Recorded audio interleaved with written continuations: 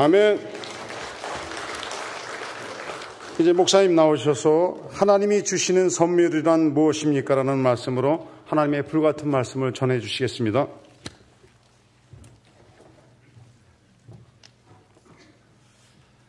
네, 말씀 받기 전 오늘은 111 이웃집정 근자한지를 앞에 두고 특별한 그 인사말, 단순한 인사말이 아니라 그렇게 이루어지는 결과를 믿음의 눈으로 보면서 서로 교제하시도록 하십시다. 옆에 있는 분이요, 할렐루야 하면은요, 상대방의 총력전도, 그 다음에 또 나도 10명, 너도 10명 하면은 그쪽에서도 또 나도 10명, 너도 10명 이렇게 하는 겁니다. 저 두 분, 세 분 이렇게 서로 인사 좀 나누시기를 바랍니다.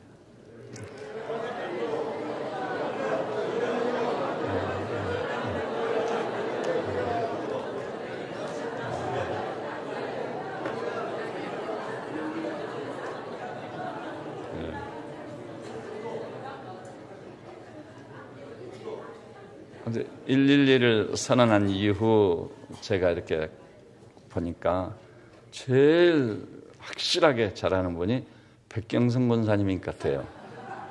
여기 오늘 안내이셨는데 들어와 계세요? 중층에. 잠옷실에. 예. 하필이면 또 잠옷실까지 가셨네. 예. 제 방에서 듣는데 아주 감격스러웠습니다. 할렐루야! 하니까 그냥 상대방도 깜짝 놀라서, 그 청력장다! 그러시더라고요. 예, 좋습니다.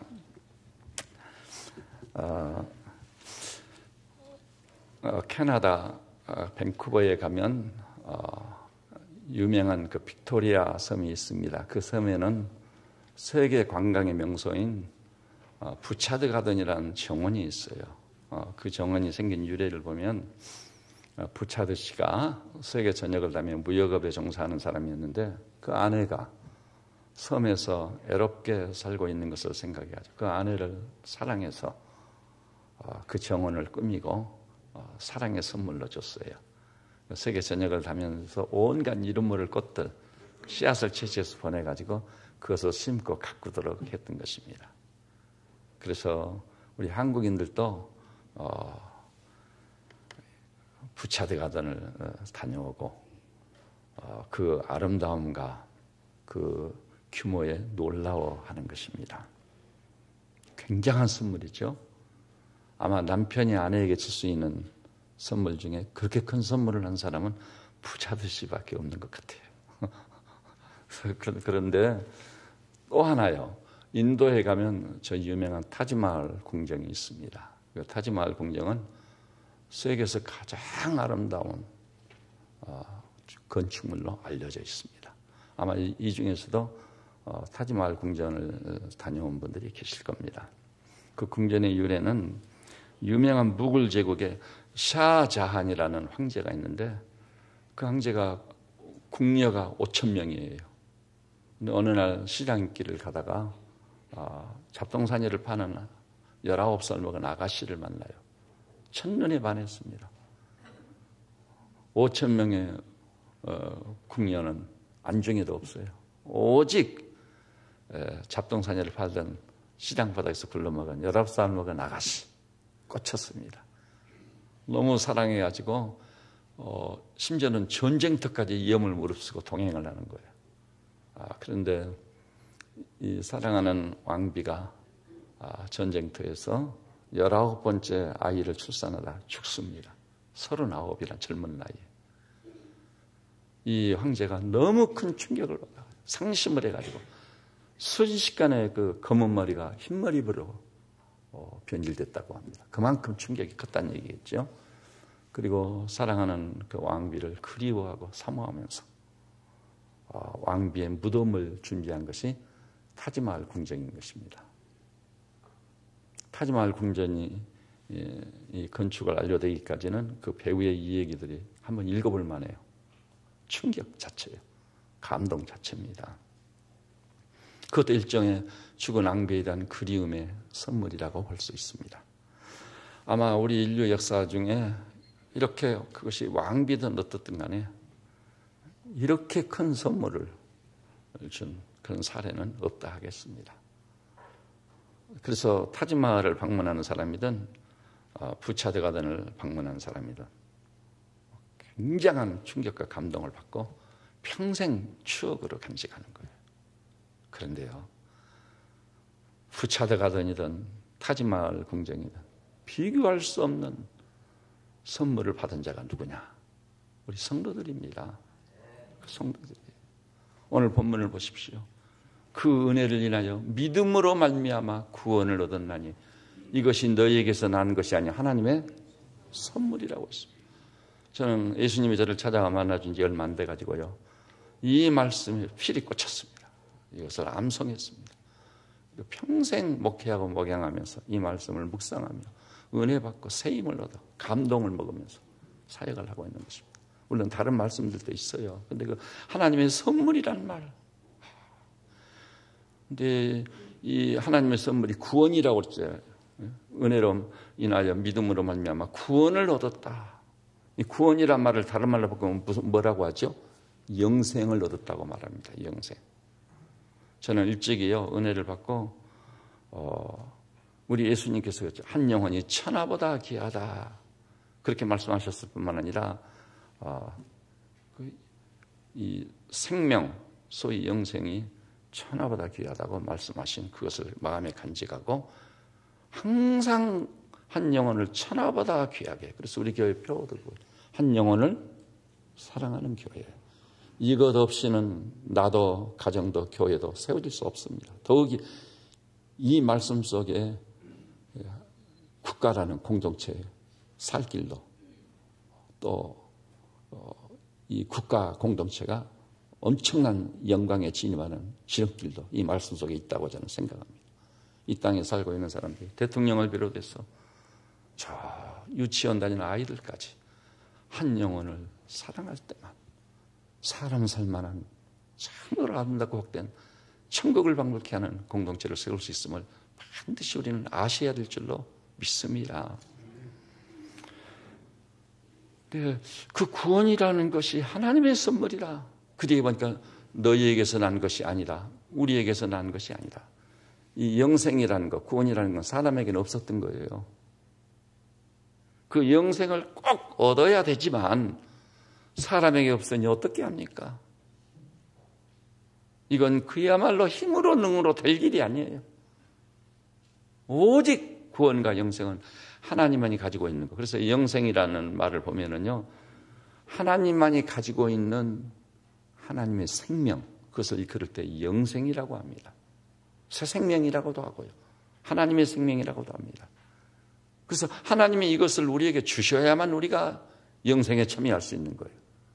그런데 그 하나님이 우리에게 주시려고 하는데요, 그 영생이라는 대가를 지불하고 받으려고 하면은 불가능해요. 그건 돈으로 환산이 안 되고 값으로 계산이 안 되니까 그것은 거저 주시는 거예요. 그래서 오늘 본문에 보니 그 은혜를 인하여 오직 은혜를 통해서만 주어질 수 있는 거예요. 여러분, 공기나 태양빛, 이거 돈으로 계산이 안 되는 거 불가능합니다. 그러니까 하나님께서 이 계산이 불가능한 것은 거저 주신 그 은혜다. 호흡을 하면서 태양빛을 받으면서 하나님의 은혜가 내게 넘쳤습니다. 그렇게 찬송하며 사는 성도들 되시기를 주님의 이름으로 축복합니다. 그런데 공기도 태양빛도 은혜 중에 은혜고 자연을 누리는 것도 계산이 불가능하지만 구원이나 영생이라는 것도 그것하고는 격이 달라요. 격이 달라. 영원한 생명, 큰 구원. 그래서 히브리서 기자는 이 큰 구원을 어찌 우리가 등한히 여기랴. 등한히 여기랴 했습니다. 하나님께서 부차드가드는 비교도 할 수 없는, 타지마할 궁전은 곁에 갖다 놓을 수도 없는 최고의 선물, 죽음의 로 존재기에 우리가 영원히 사는 영생이 절실히 필요한데, 그런 우리에게 그 어떤 선물과도 비교할 수 없는 하나님의 선물. 그래서 오늘 설교 제목이 뭐죠? 하나님이 주시는 선물이란 무엇입니까? 그 선물에 대한 각성이 좀 있어야 되겠다. 여기 선물 받아보신 분들 있으시죠? 한두 번은 받으셨을 겁니다. 선물을 받는다는 것은 너무 기쁜 일입니다. 굉장히 행복해져요. 그래서 저도 못 받은 분들 혹시 오해하실까 봐요. 이유가 될 때는 항상 교우들에게 선물을 합니다. 그런데 그냥 어떤 것을 지명해서 주어버리면 받는 분이 필요가 아닐 수도 있잖아요. 그러니까 필요하다면 봉투로 주는 게 좋겠다 해서 봉투로 돈을 건네줍니다. 그것 가지고 자기 필요를 준비하시라고. 또 목사님께 또 책을 선물로 주면서 책에 있는 책 선물이 굉장히 큰 선물입니다. 왜냐하면 그 책이 품고 있는 내용을 생각하면 그 집사님이 이 책을 꼭 읽어야 되겠다. 이 책을 읽기만 하면은 그런 생각이 드니까 선물을 드리는 겁니다.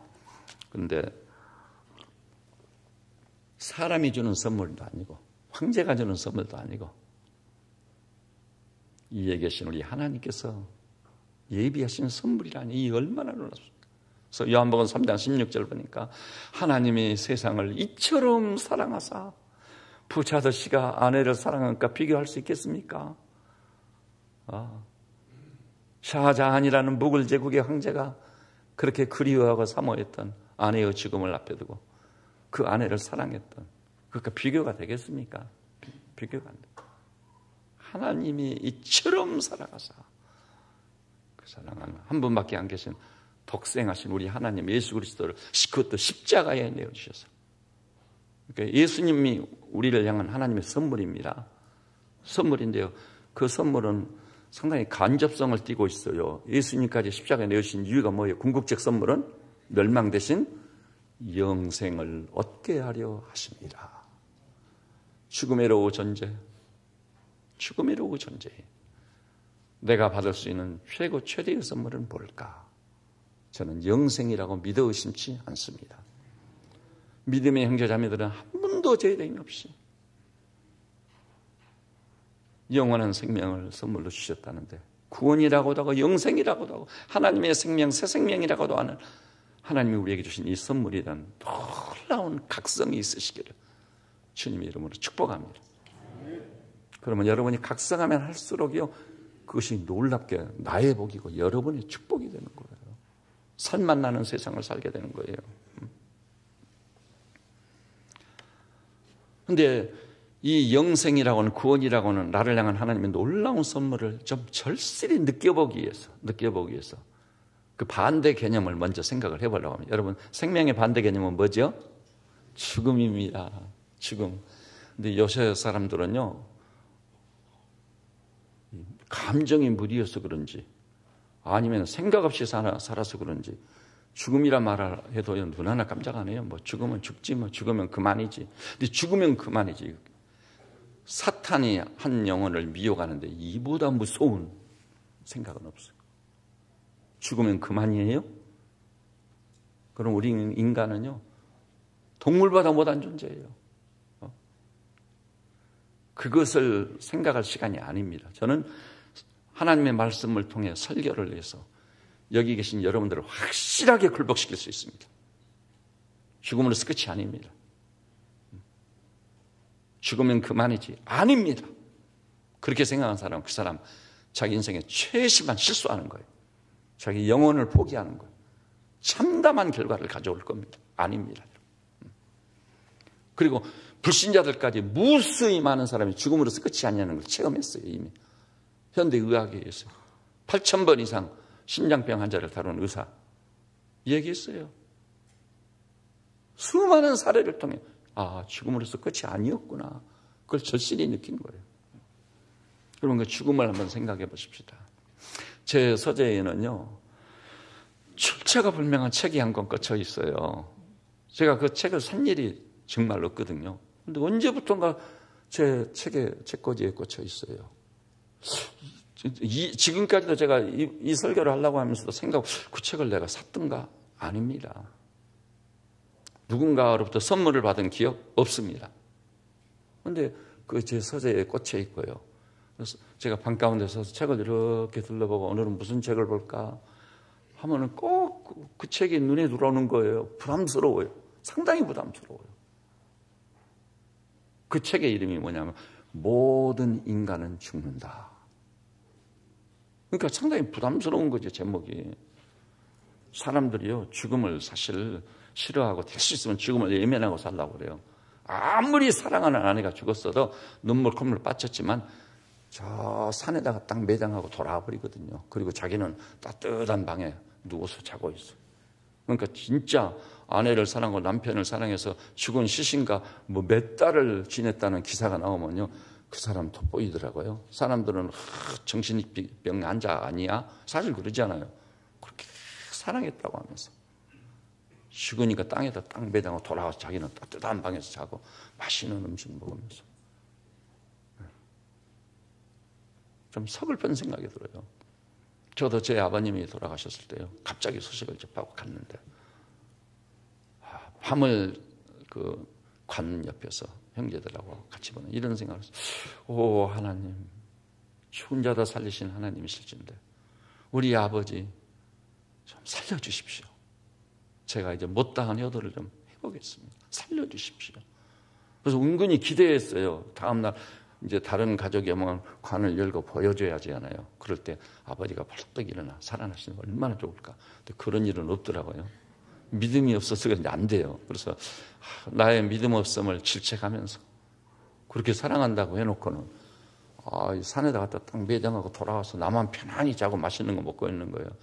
그때 얼마나 서글픈 생각이 자신에 대해서요. 뭐라고 그럴까? 절망감이 들었는지. 나는 그것밖에 안 되는구나. 여러분. 그런데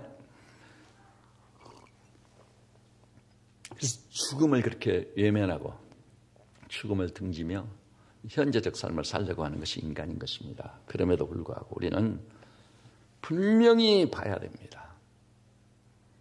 아까 제 책꽂이에 출처불명의 책이 꽂혀 있다고 하는데 모든 인간은 죽는다. 그 책의 저자가 누군지 줄 아세요?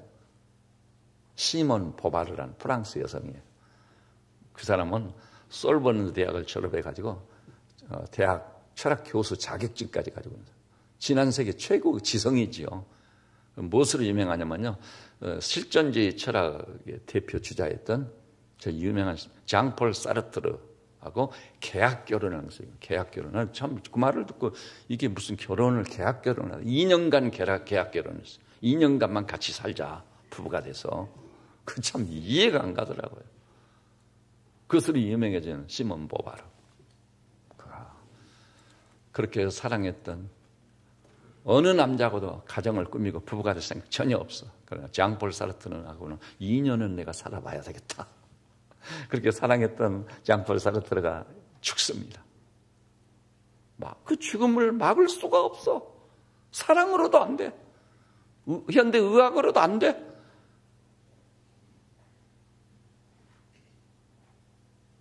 여러분, 이렇게 발전된 과학 만능 시대를 구가하고 있죠. 과학 만능을 부르짖어도 과학으로도 안 돼. 죽어가는 것을 지켜볼 수밖에 없어. 그리고 자신도 임종이 가까운 거예요. 그때 모든 인간은 죽는다 이런 책을 쓰게 된 거예요. 소설입니다. 소설. 근데 그 책의 주제가 뭐냐면 첫째는 죽음입니다. 죽음을 끝까지 추적해가지고 죽음이 무엇인지 규명을 하고 과연 죽음을 극복하고 이길 수 있는 길이 있는가를 찾아보는 거예요. 그리고 존재가 돼야 대단히 큰 주제였어요. 근데 그 책을 통해 집요하게 추구한 결과 장폴 사르트르, 인류사의 길이 남을 철학자예요. 그와 교류를 하고 같이 살았는데 그런 견해나 관점을 가지고 철학을 가지고 죽음을 규명해보려고 안 돼요. 죽음을 피할 수 있는 길은 없는가? 안 돼요. 의학으로도 과학으로도 안 되니 어찌합니까? 그래서 이 모든 인간은 죽는다는 선언이 그 소설의 책명이요. 모든 인간은 죽는다. 피할 수가 없다. 너무나도 절실하고 절박한 문제, 죽음의 이루어전자. 제가 어제는요, 죽음 후 5분이라는 책도 읽어봤어요. 지금은 절판돼버린 책인데 영케 제가 옛날에 젊은 날에 구입해 놓은 책이거든요. 죽음 후 5분. 그게 뭐냐면요, 죽음 직후 우리는 어떻게 될 것인가. 이것을 가지고 고민한 책이에요. 죽음 직후 임종하는 그 순간 우리는 어떻게 되느냐. 이렇게 얘기를 해도 혹시 죽음이 그렇게 진지하게 심각하게 다가오지 않습니까? 그렇다면 제가 또 한 가지 얘기할게요. 어떤 사람이요, 한 사람의 일생 70년, 80년, 90년 사는 그 일생을 24시간으로 분류를 해가지고 이렇게 시간대별로, 나이대별로 한번 이렇게 비교를 해봤어요. 그랬더니 너무 놀라운 결과는 지금 30세 된 사람들, 여기 30세 이하인 분들 한번 이렇게 손들어 보실래요? 30세 이하, 와, 저기 있네요. 그 30세 이하가 없네. 우리가 분발해야 되겠습니다. 길을 잃은 젊은 애들 모조리 하나님 앞으로 인도해서 이 시대 여호수아 갈렙 같은 신앙의 장부로서 세워놔야 될 줄로 믿습니다. 여러분 아들 딸들 다 데려다 놓으세요. 결혼한 신혼부부들 다 데리고 오세요. 제가 항상 마음에 무거운 멍해가 있어요.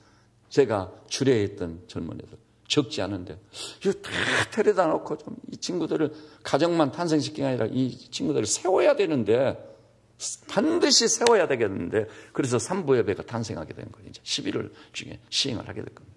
다 불러드릴 겁니다. 세워야 돼. 30세 된 사람들은요, 우리 진지자매들 틀림없이 그렇게 생각해요. 나는 아직 30도 못 됐어. 내 인생은 아직 창창해. 30세 아직 한창이야. 이렇게 생각하겠어요, 안 하겠어요?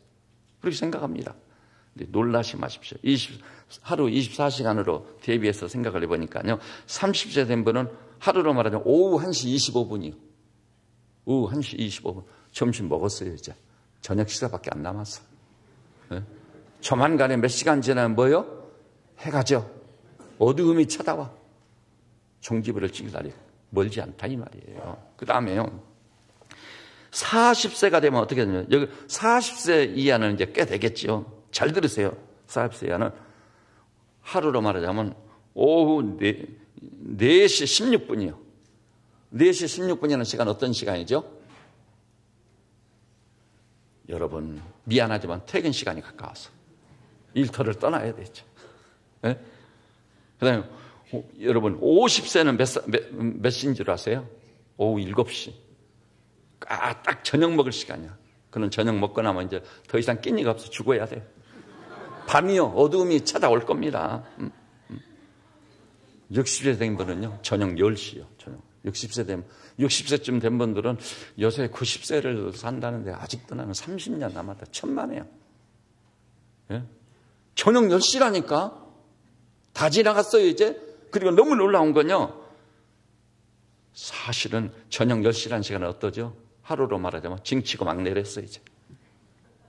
죽은 듯이 누워있을 일만 남아있어요 이제. 미안한 얘기입니다만은 우리가 피부로 와닿아야 돼요.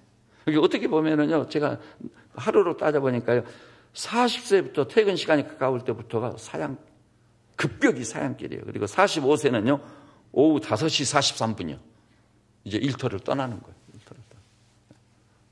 그것이 인생입니다.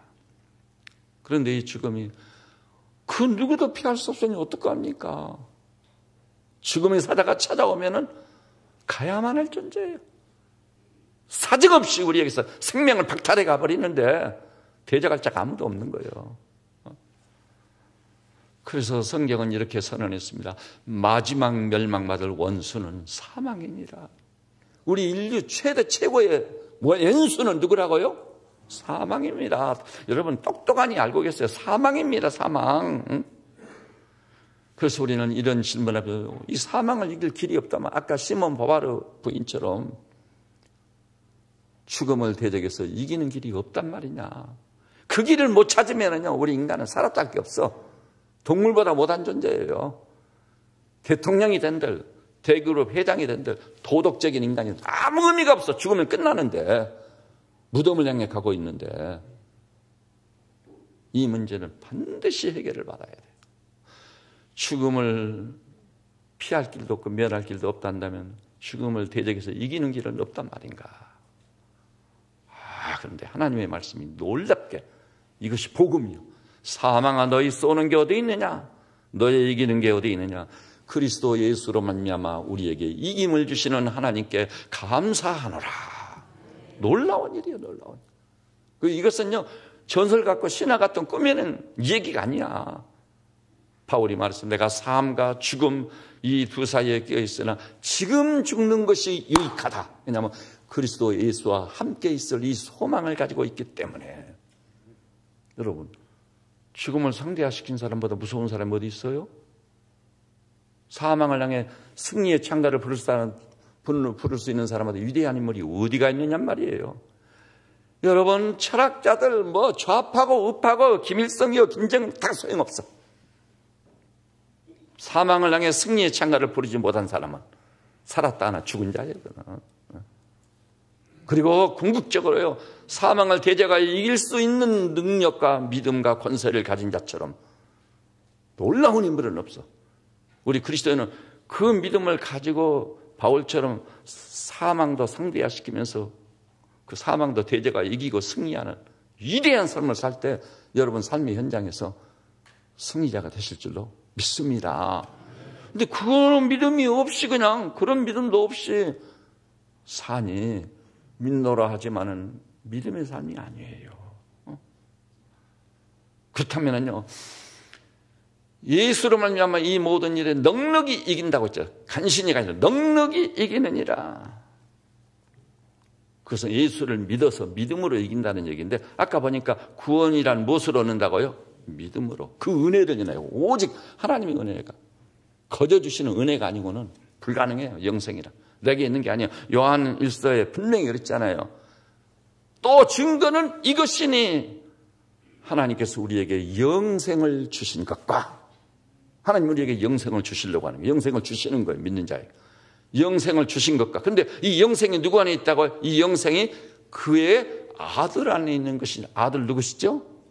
주 예수 그리스도 안에 있는 거예요. 그 다음 말씀이 너무나 중요해요. 제가 이 말씀을 이 신앙의 초입에서 보고는 필이 꽂혀가지고 그거 암송했어요. 그 말씀 붙잡고 살고 있는 거예요. 그 다음에 뭐라고 그랬죠? 따라서 영생이 그 아들 안에 있기 때문에 믿음으로 예수님을 영접해 드렸죠. 지난번에 기도로. 영접해서 모신 자는요. 아들이 있는 자에게는 영생이 있고 하나님의 아들이 없는 자에게는 영생이 없느니라. 여러분 아들을 모셨다면 아들 안에 있는 영생을 더불어 얻은 것을 믿습니까? 여러분 구원받은 자의 영생을 얻은 자요. 그래서 여러분 이제는 육신의 생명을 갖고 사는 자가 아니요. 영원한 생명이라는 부활의 새 생명의 능력으로 인생을 풀어가고 살아가야 될 줄로 믿으시기를 주님의 이름으로 축복합니다. 구원이라고도 하고 영생을 얻었다고도 하는 이 구원과 영생 반드시 소유한 자로 살아야 돼요. 그리고 그것이 실제로 삶 속에서 현장에서요. 발언권이 가장 있어야 돼. 파괴력, 파워가 있어야 돼. 그랬잖아요. 예수 그리스도를 믿는 믿음으로 영생과 구원을 얻었다면 어떤다고? 이 모든 일을 그리스도 예수로 말미암아 넉넉히 이기는 일. 이기는 자로 존재하고 살아야 돼요. 그러면 여러분이 그러실 거예요. 상당히 민감한 분들은 목사님 당신은 뭐예요 도대체? 당신은 그런 게 있습니까? 물어보시고 제가 오늘 그 얘기 또 한 번 해드리고 싶어요. 제가 결혼해가지고 우리 집사람이 전라도 광주에서 여성으로서는 참 좋은 직장이었어요. 아주 좋은 직장이 보람 있고 가치 있고 하하호호하면서. 근데 제가 신학교를 오니까 서울로 이사를 해야 돼요. 근데 남편으로서 막막한 거예요. 돈도 없지. 가족들을 데려와 봐야 이 한 몸 편안하게 누울 방도 없지. 무엇을 먹고 살 것인가. 그전에는 기숙사에서 제가 혼자 그까짓 거 못 때우르겠어요. 뭘 한들. 근데 가족을 다 데리고 와야 되니 야, 근데 막막하더라고요. 근데 그때도 하나님의 은혜예요. 하나님의 개입하고 역사하시더라고요. 3일제약 서동남 장로님이란 분이 양전도사님 결혼했어요. 결혼한지 안 한지도 모르고 저를 그 교회에서 대학부 전도사로 모신 거지. 그래서 결혼했습니다.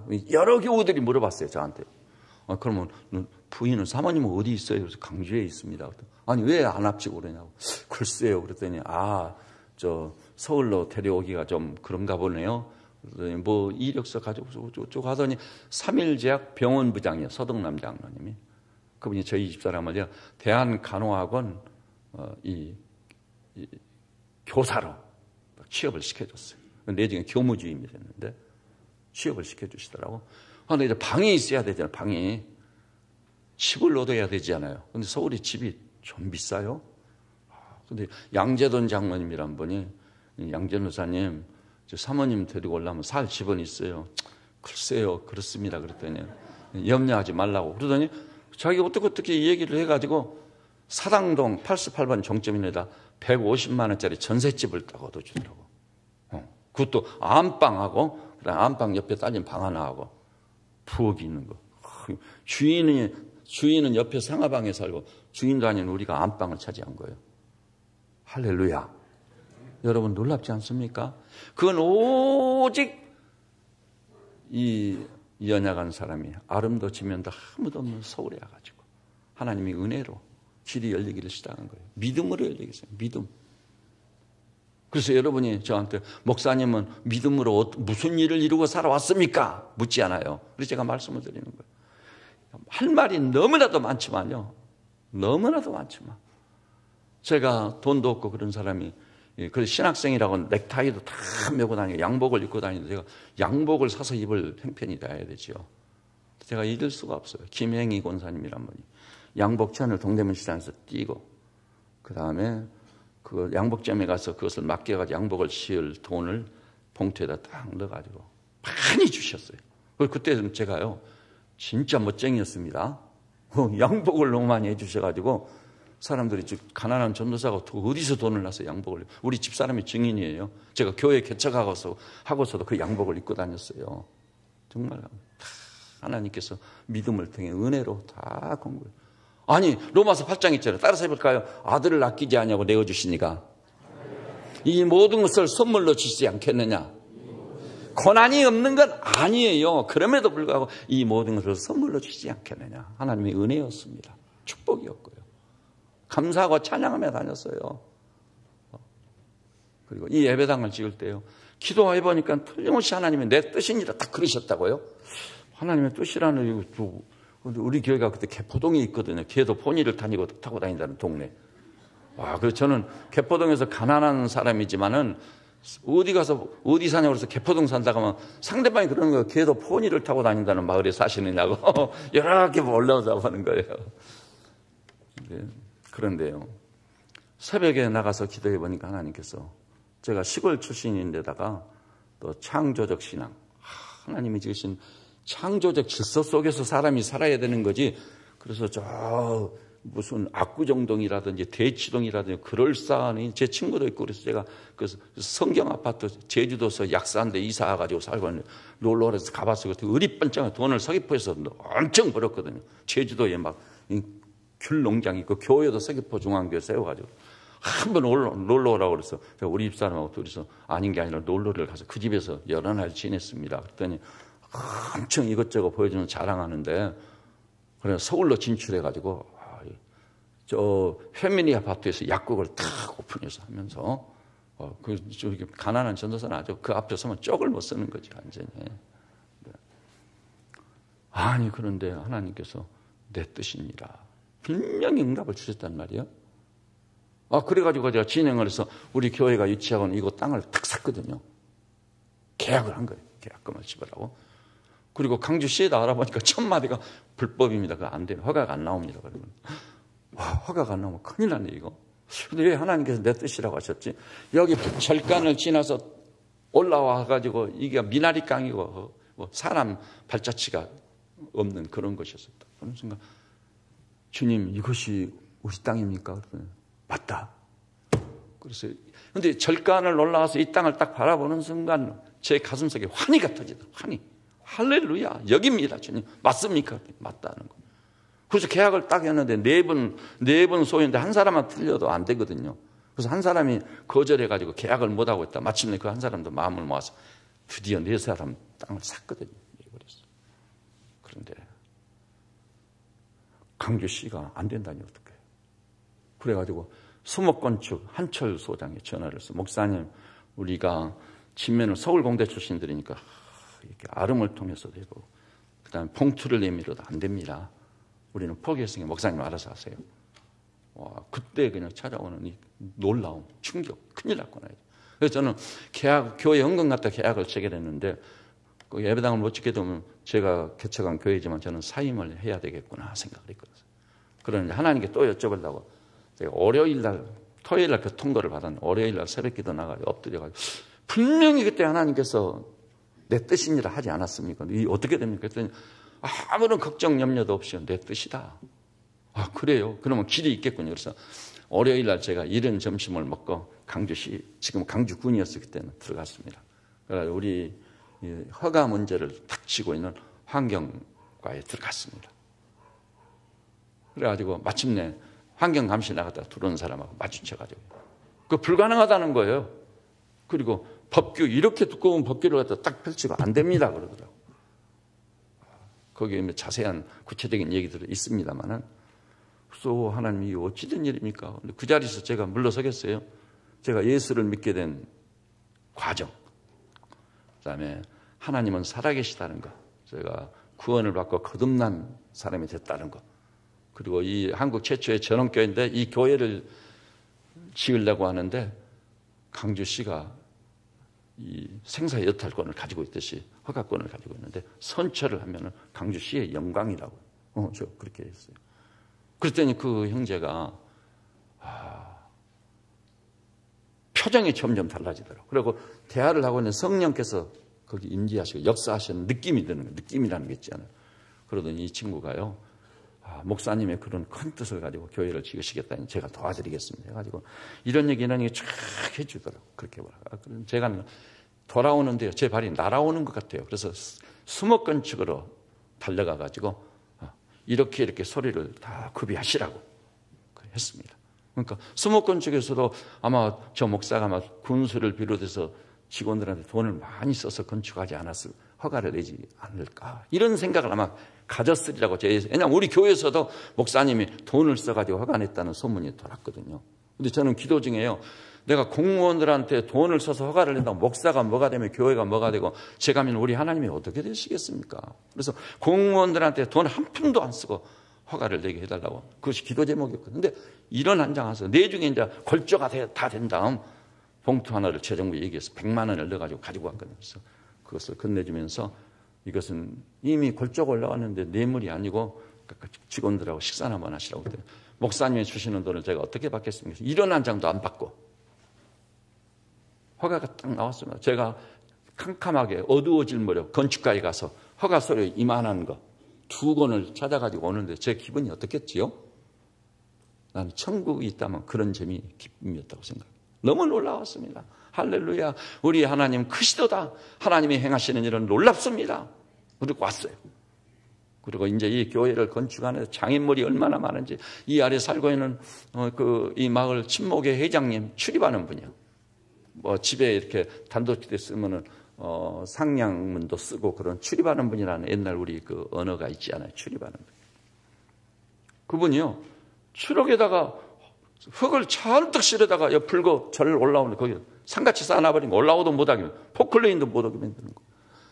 장애물이 어떻게 많은지 그 모든 것을 뚫고, 내중에 그분도 우리 집사람도 그 집에 전도하러 갔고, 저도 내려가다 만나면 문을 열고 어르신은 어디 가시냐고. 그래서 저희 집은 여기지만은 제가 그 어르신을 모셔다 가신다고 하는 분당까지 모셔다 드리고 참 그분을 섬겼습니다. 그랬더니 그분이 제 앞에 굉장히 공손해지셨어요.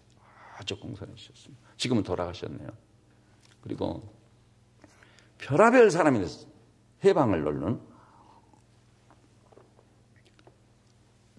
진짜 문제는요, 제가 우리 교회가 아무것도 잘못이 없는데 제가 고소를 6번이나 당했어요. 짐작되시나요? 법에 고소를 6번 당한 목사. 한 번만 져도 어떻게 되죠? 치명타를 입는 거예요. 치명타. 6번 이상 고소를 당했습니다. 그래서 성남 검찰청에 가가지고 검사 앞에서 제가 수사받기도 하고, 강주경찰서에 출두해가지고 경찰관 수사관 앞에서 제가 수사받고, 별일이 다 있었어요. 하나님의 은혜였습니다. 놀라운 것은 맹세코 하나님이 존재는 제가 잘못한 일도 없고 우리 교회가 잘못한 일도 없는데 그렇게 공격하는 세력이 많더라고요. 6번 다 확실하게 성소한 거 찬양하시기 바랍니다. 하나님이 하십니다. 여러분이 저에게 목사님 믿음으로 사는 것이 뭡니까 물으신다면 그 증거들이요 다. 그것은 오직 하나님의 은혜였고, 제가 신랄 같지만 그 믿음 붙잡고 했더니 믿음의 열매요 결과였습니다. 그리고요, 이 얘기까지는 제가 오늘 해야 되겠습니다. 그런데 어느 날 갑자기요, 교회 부채가 16억이 돼 있어. 16억. 어떻게 된 거야 이 16억이? 저는요 재정위원한테 쫙 맡기고 목회에만 전념하려고 하거든요. 그런데 어느 날 갑자기 교회 부채가 16억이라네 보고가 되죠. 엊그제 8억이었는데 왜 16억이 됐느냐고. 와, 이것을 어떻게 하나.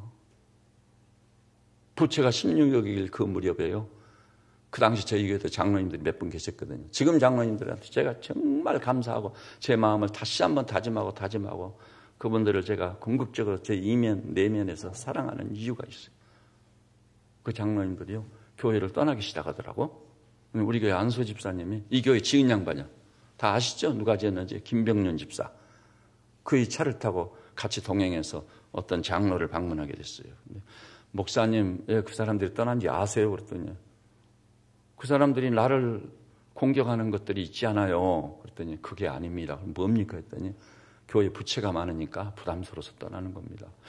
아니 집사님 무슨 소리를 하느냐고. 그 사람들 보고 헌금하라는 것도 내가 아니고 다른 교회 목사처럼 막 헌금하라고 막 그런 목사도 아니고 자기 입지에서 장로로서 그 성직을 믿음으로 수행하면 될 일인데 무슨 교회를 떠나요? 아니라고.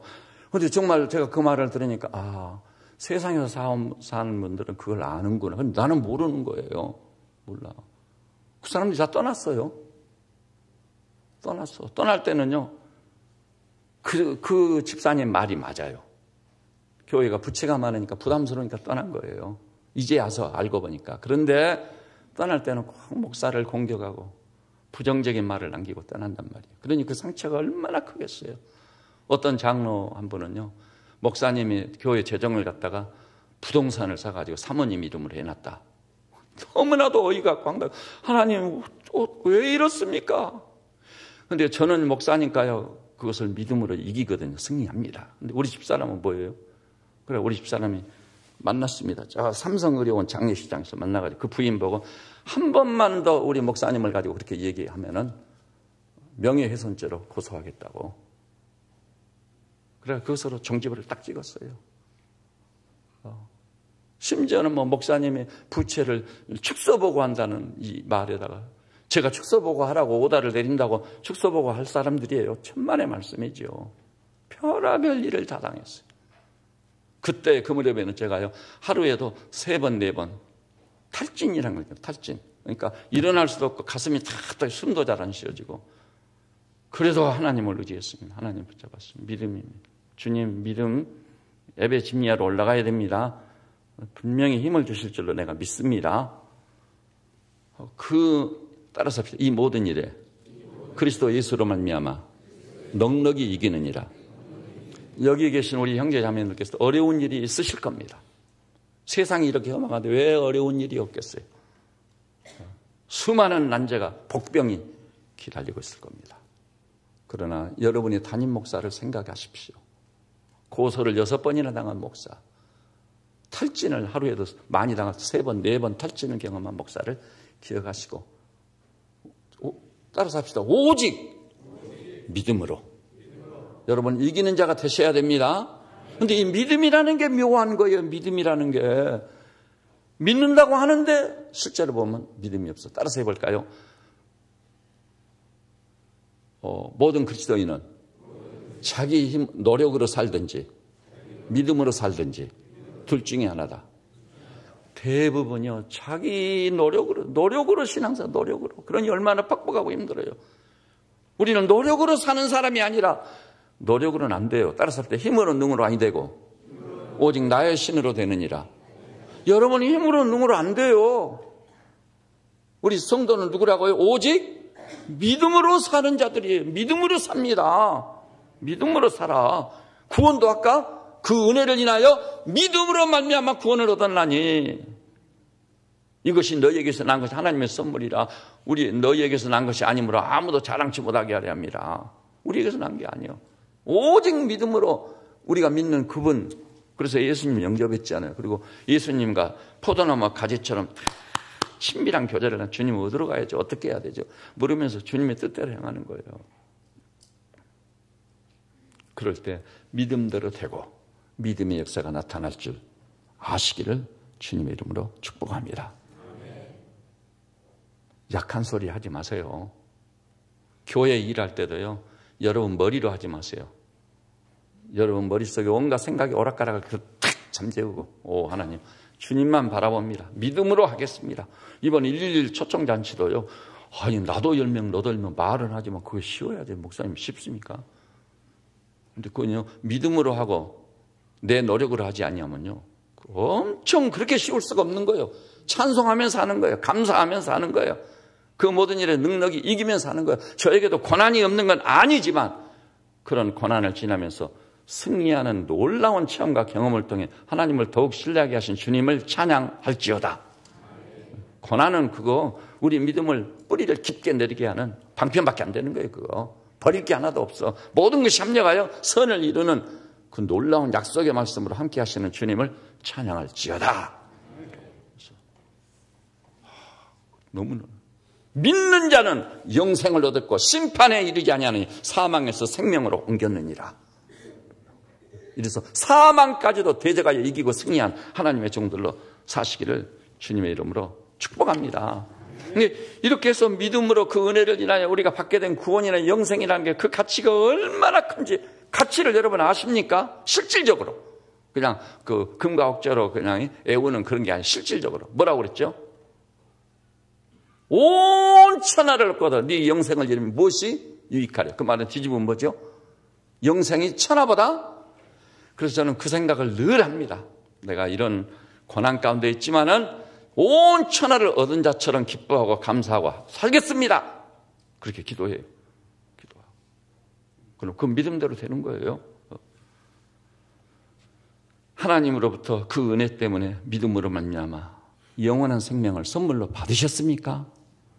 부차드 가든 타지 말. 그런 것이 비교나 할 수 있는 거예요. 이 천하보다 귀한 가장 가치 있는 구원과 영생을 선물로 받았으니 그 선물을 주신 하나님께 감사하고 찬양하면서 살살 걸어가도요 달려가면서 하는 그런 충만과 부요가 넘치시기를 주의 이름으로 축복합니다. 근데 이번에요 111 이웃초청 잔치가 그런 기회가 되십시오. 제가 하나님이 우리 인간을 지으실 때 하나님 믿거라 하고 사는 사람, 믿거라 하고 사는 사람 누군 줄 아세요? 연영으로 다녀요. 애들이요. 2살 먹은, 1살 먹은 애들. 그 애들은 어떠죠? 오늘 저녁에 어디서 살까 걱정하는 거 번 일이 있어요, 없어요? 내일은 무슨 옷 입을까? 걱정한 일 번 일이 있어요. 무엇을 먹을까? 그러고 옆에 있는 다른 아기들하고 경쟁. 앞으로 내 인생을 어떻게 헤쳐갈 것인가 걱정하고 염려하는 거 번 일이 있어요, 없어요? 없지요. 그렇게 사는 게 믿음으로 사는 거예요. 근데 컸다고 나이 좀 먹었다고 세상이 이런 데 해가지고 경쟁 대상을 생각하고 이건 염려 저건 염려 밤잠을 이루지 못하고 세상의 짐은 혼자 다 짊어지고 비틀거리면서 교회에서도 뭔 얘기만 나왔다면 불신 믿음 없는 얘기만 하고 있어. 돈이 없어서 안 될 거라고. 옛날 가신 장로님도 그러거든요. 교회가 부채가 이렇게 많다면은 좀 해봅시다. 건축원금 세해는 해야 됩니다. 연말에 모여서 회의를 따겠더니 명년 경제 전망도 안 좋고 안 됩니다 그러더라고요. 내가 그래서 물러서지 않아. 장로님 무슨 소리입니까? 하나님께서 말씀하기로 금도 내 것이 은도 내 것이라고 하지 않았습니까? 장로님 안 하면 내가 하겠습니다. 안수 집사님들 모여라 해가지고 제가 먼저 하고 멍해를 짚고 가겠습니다. 이러니 장로님 가만히 장로님 그래서 한다고 나서더라고. 나섰는데 너무 놀라운 것은 우리 안수 집사님들과 그 대상들이요 뜻밖의 헌금을 해서 그때 상당히 많은 헌금을 탁 작정하게 됩니다. 그러니까 본인도 그때 1,000만 원인가 했거든요. 그런 경험을 하고도 아직도 몰라. 우리는요 따라서 합시다. 하나님을 믿는 사람들이다. 영생을 소유한 자들이다. 그래서 믿음으로 사는 자들이다. 너무 놀라운 거예요. 사실 교회 이야기를 하자면은요 정말 그런 얘기는 잘 안 합니다만은 진짜 하고 싶은 얘기들이 많아요. 하지만 결과적으로는 따라서 합시다. 믿음이 이긴다. 승리하는 성도들 되시기를 바랍니다. 그 영적 체험과 부흥을 이번 111에 체험하자는 거예요. 나도 10명 너도 10명 하면 인사는 하지만 안 될 거다. 왜 안 된다고 먼저 믿어버리세요? 안 되는 거예요. 그러면 하나님 생각하고 성령님 생각하고 나는 할 수 없어 힘으로 능으로는 안 되지만 성령으로 될 줄로 믿습니다. 그리고 10명을 놓고 기도에 부를 때는 거 적어서 내놓고 오늘 중으로 다 적어서 내세요. 여러분이 알고 있는 사람 모조리 쓰세요. 내가 믿음으로 하겠습니다. 나도 하나님 살아계심을 체험하고 경험해 봐야 되겠습니다. 그래가지고요 교회에서 말했으니까 20번 섬기고 30번 섬기라고 했잖아요. 섬기면은요 되는 수가 있어요. 되는 수가 있다. 너무 놀라운 역사예요. 제가 어떤 목사님이요 전도한 실화를 소개하고 싶은 게 많아요. 오늘 주보 강권한 옆에도 제가 전도 열매를 맺은 한 스토리를 기록해 놨는데 그 어떤 얘기냐면요. 그 목사님 미국 유학하고 돌아와서 부산에다 영주교회라는 교회를 세웠어. 근데 하루는 여러 교우들하고 복음 전도에 대해서 얘기하다가 식사 때가 돼서 중국집에 식사를 시켰어요. 식사를 시켰는데 1시간 반이 돼도 오지를 않아 버린 거예요. 어떻게 가지고 왔는데 보니까 다 불이 터져가지고 먹기도 힘들 만큼 돼버렸어. 떡이 돼버렸어. 짜장면이. 그러니까 그 친구도 그냥 어찌할 바를 모르는 거죠. 이 목사님 나가서 아이고 짜장면 맛있게 보이네. 놓고 가세요 하고 돈 얼마지요? 그러니까 그때 당시 돈으로 25,000원입니다. 그러니까 3만 원을 딱 내서 줬어요. 여보게 총각 25,000원이라는데 3만 원을 드릴 테니까 남은 것 가지고는 짜장면만 보고 살았을 텐데 다른 데 가서 맛있는 거 먹으라고. 그랬더니 아이고 사장님 그거 아닙니다. 그랬더니 아니다고 내가 주는 것이니까 받으라고. 막 엄청 고마워하면서 갔어요. 간 다음에 그 다음에 며칠에 짜장면을 또 시켰어. 그때도요, 예를 들어서 같이 있는 사람들 짜장면 값이 한 10,000원이라고 하면 한 2만 원을 줬어요. 그랬더니 너무 감동을 먹어가지고 눈물을 지으면서 간신히 고맙습니다 대답을 하는 둥 마는 둥 뒤돌아서서 가요. 눈물이 막 흐르니까. 그래요. 내 중에서 안 일이지만 그 짜장면 집에서 다른 애들 다 모아놓고 얘가 이 얘기했어요. 그 집에서 뭐 식사를 시키면은 너희들이 가면 절대 안 된다. 나 혼자 가야 된다. 그 집. 그런데요, 내 중에 양파 좀 더 갖다 주세요. 짜장면 시켜. 그 다음에 이제 시켰는데 했더니요, 짜장면을 엄청 많이 가지고 온 거예요. 그렇게 해서 사귐이 이루어지고 자기 얘기를 털어놨는데 완전히 시골에서 이렇게 태어나가지고 살다가 아버지 앞에서 부요막심한 짓을 해가지고 아버지가 집을 쫓아내고 그래서 집을 나와가지고 객지에 가서 공부도 안 하고 고생하고 그래서 그 친구를 붙들고 야 그런 사정과 가정이 있어도 공부는 제때 꼭 해야 된다. 그리고 내가 이 교회 목사인데 너를 우리 교회 비프로 초대해놨다. 이름을 올렸다. 비프가 무슨 말인지 알지? 그러니까 예 압니다. 그래서 이번 주일날 우리 교회 전도주일인데 너를 우리 교회 비프로 내가 이름을 적어서 올렸다. 오겠느냐? 아니 오지요. 그런데 혼자만 왔겠습니까? 짜장면집 종업원들 다 데리고 왔어. 다 데리고. 따라서 합시다. 전도는 감동이다. 여러분 버겁게 사지 마세요. 하나님이 내 아버지인데 입을 것 먹을 것 쓸 것 가지고 염려하지 말라고 했잖아요. 감동을 주세요. 영혼을 구원할 때 인색하면은 절대 열매를 못 맺습니다. 감동을 위해서 감동. 제가 오늘 아침에도 딱 나오는데 한 40대 초반쯤 돼 있는 낯이 좀 설더라고요. 뭐 짐을 많이 가지고 오더라고요. 근데 그분이 이렇게 다이얼을 눌러가지고 문이 착 열렸어요. 그러면은 그 사람이 들어와야 하는데 짐이 많다 보니까 내가 이제 얼른 나가는 게 좋지 않아요. 근데 내가 기다려서 먼저 어서 들어오십시오. 아주 정중하게 맞아드렸어요. 내 집에 맞이하다. 그랬더니 그분이 고맙습니다 하고 들으시더라고요. 짧은 순간이지만 우리가 전도는 감동입니다. 그래서 열매를 맺어가야 돼요. 그래서 이번에 하나님 살아계심과 성령님의 감동이 여러분의 삶의 현장에 있으시기를 주님의 이름으로 축복합니다. 자, 그리고요, 이제 우리 교회 연세 많은 어른 중에 한 분, 우리 김익선 권사님. 제가 수요일 날 김익선 권사님 간증을 듣고 굉장히 큰 도전과 은혜를 받았어요. 저 노구를 이끌고 길바닥에 나와서 가지고 저 페리빌 아파트 그 버스 정류장에서 전도를 하시는 거예요. 전도지를 나누면서. 그래서 사람들을 이런 사람도 만나고 저는 불교 신자도 만나고 그러면서 전도를. 너무나 큰 도전이었습니다. 지금은 사도행전의 주역들과 똑같은 믿음을 가지고 일어나야 될 시기다. 내 중에 이제 김익성 목사님 간증은 다음에 들어보기로 하십시다. 그래서 이번에 나도 10명, 너도 10명 이 목표를 달성하는 과정 중에서 하나님 살아계심과 성령의 감동과 더 나아가서 영적인 엄청난 각성과 심령의 부흥을 반드시 체험하시기를 주님의 이름으로 축복합니다. 기도하십시다. 하나님 아버지, 이 장엄한 우주와 그 가운데 만물과 신비로 가득 찬 인간 생명을 봅니다. 그런데 어찌합니까? 사는 것은 죽음의 의존제입니다. 나도 죽고 너도 죽고 다 죽습니다. 죽음을 대적하 이길 수 있는 유일한 길은 새 생명밖에 없습니다. 그런데 이 새 생명은 하나님의 은혜로 믿음을 통해 주셨습니다. 그래서 우리는 앞으로 믿음으로 사는 자가 됐습니다.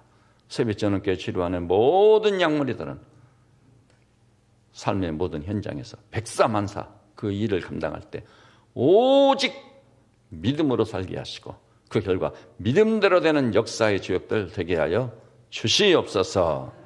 예수님의 이름으로 기도드립니다. 아멘.